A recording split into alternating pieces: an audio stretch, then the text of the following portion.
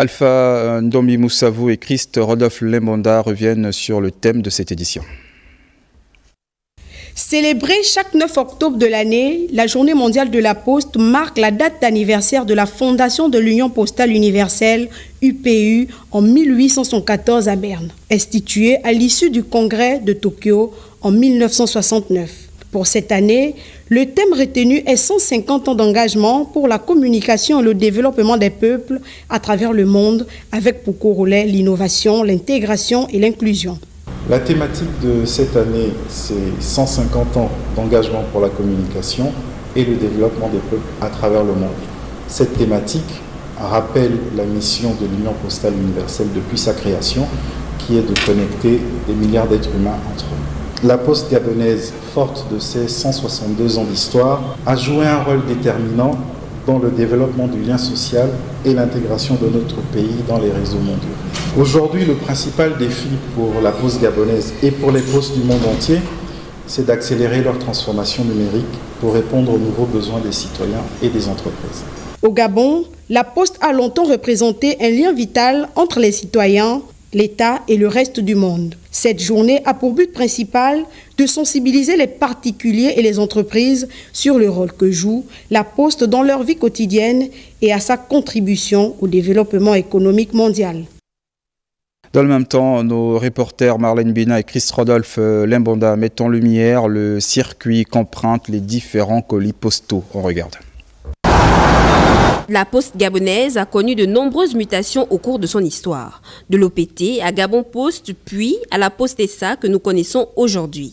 Et avec plus de 50 bureaux de poste répartis sur l'ensemble du territoire, ce service universel a vu ses différentes branches évoluer. À l'occasion de la Journée mondiale de la Poste, le circuit du courrier postal, encore méconnu, est mis en exergue. Nous avons les dépêches qui arrivent par la navette et dès que le courrier arrive, les sacs, nous faisons le pré-tri avant la mise en boîte. Donc les agents prennent les sacs, ouvrent, distribuent, essayent de faire le pré-tri pour essayer de classer, pas par boîte postale, mais par série de boîtes postales.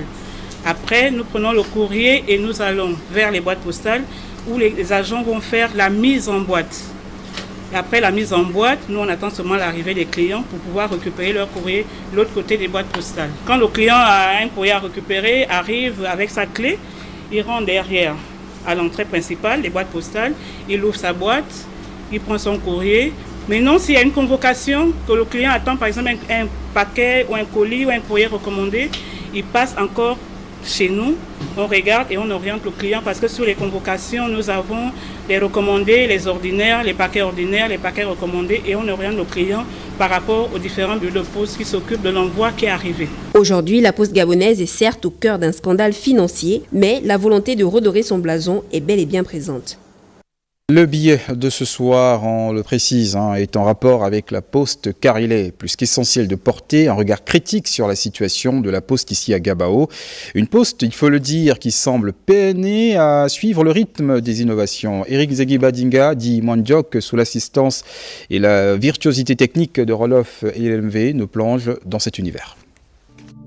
Depuis de nombreuses années, la Poste de Gabao fait face à une crise alarmante.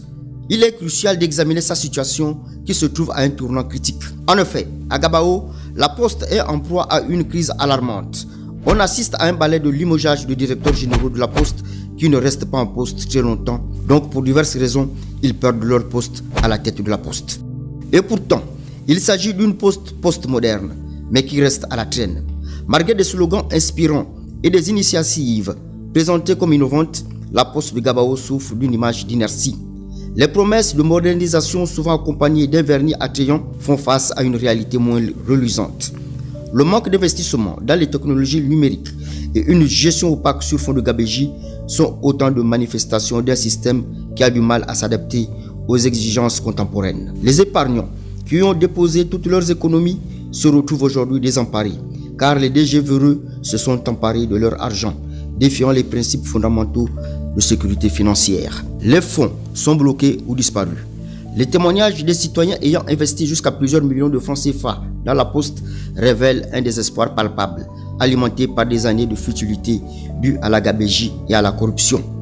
La Poste de Gabao est dans une crise profonde qui en dit long sur l'instabilité régnant au sein de l'institution. Malgré plusieurs tentatives de restructuration, les résultats escomptés se font toujours attendre.